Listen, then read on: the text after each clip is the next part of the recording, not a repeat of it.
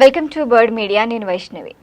ఇటీవల కాలంలో మన చుట్టూ ఉన్న సముద్ర ప్రాంతాలతో పట్టు సాధించడానికి చైనా అనేక రకాలుగా తంటాలు పడుతోంది, ప్రయత్నాలు చేస్తోంది. అయితే ఈ ప్లాన్లో భాగంగానే పాకిస్తాన్ దేశంతో దోస్తీ కూడా కడుతోంది చైనా. ఇక వీటితో పాటు బంగ్లాదేశ్తో కూడా మైత్రిని కొనసాగిస్తూ వస్తోంది. చివరికి చిన్న చిన్న దేశాలను కూడా వదలట్లా. వాళ్ళందరినీ ఫ్రెండ్స్ని చేసుకొని ఇండియాని ఆక్రమించాలన్న ప్లాన్లు కూడా ఉంది. మరి దాని ద్వారా భవిష్యత్తు కాలంలో ఒకవేళ ఏమైనా పరిణామాలు జరిగితే, నెగిటివ్ ఇంపాక్ట్ పడితే మన దేశాన్ని ఇబ్బంది పెట్టడానికి చైనా అందించిన ఏ అవకాశాన్ని కూడా వదిలిపెట్టట్లేదు. సహజంగానే మనం చూస్తే చైనా దుర్మార్గమైన దేశం, తన ప్రయోజనాల కోసం ఏమైనా చేసే దేశం. అయితే అమెరికాతో చేతులు కలుపుతుంది, పాకిస్తాన్తో కలుపుతుంది, సొంత శత్రువైన ఏ దేశంతో అయినా చైనా కుమ్మక్కైపోతుంది. మరి అలాంటప్పుడు ఇండియా కూడా చైనాతో జాగ్రత్తగా ఉండాలి.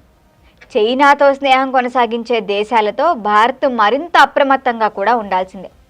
ఇదే సమయంలో ఇండియా వ్యూహాత్మక ధోరణి కూడా ప్రదర్శించాలి. సరిగ్గా ఇదే ఆలోచనతో భారత ప్రధాని నరేంద్ర మోదీ ఇండోనేషియా దేశంలో ప్రస్తుతానికి పర్యటిస్తున్నారు. అయితే వీటన్నింటికీ సంబంధించి వాణిజ్యమే కానీ ఏ రక్షణ శాఖలో కానీ కీలకమైన ఒప్పందాలు కూడా చేసుకుంటున్నారు. అయితే అక్కడితో నరేంద్ర మోదీ ఆగట్లేదు. చైనా ఏం చేస్తుందో ఫ్యూచర్లో అనే ఐడియాతో చైనాకి చెక్ పెట్టే విధంగానే ఇప్పుడు ఇండోనేషియాతో ఆయన ఒప్పందాలకు కుదుర్చుకుంటున్నారు. ఇందులో మనం చూస్తే ప్రధానమైనది మలక్కా జలసంధి వద్ద నిర్మిస్తున్న సబాంగ్ పోర్టే ఉంటుంది.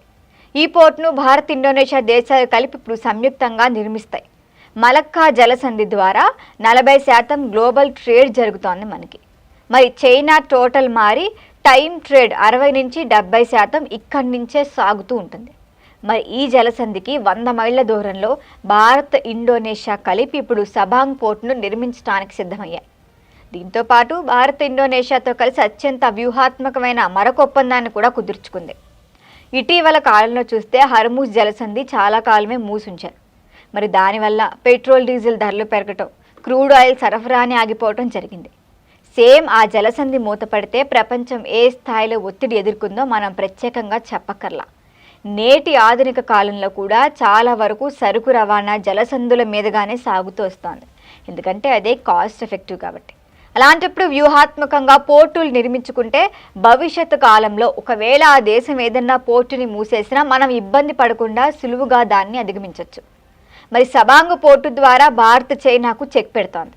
అది కూడా ఎలాగంటే చైనాకు సంబంధించిన ట్రేడ్లో సింహభాగం మొత్తం ఇక్కడి నుంచే ట్రేడ్ అవుతూ ఉంటుంది.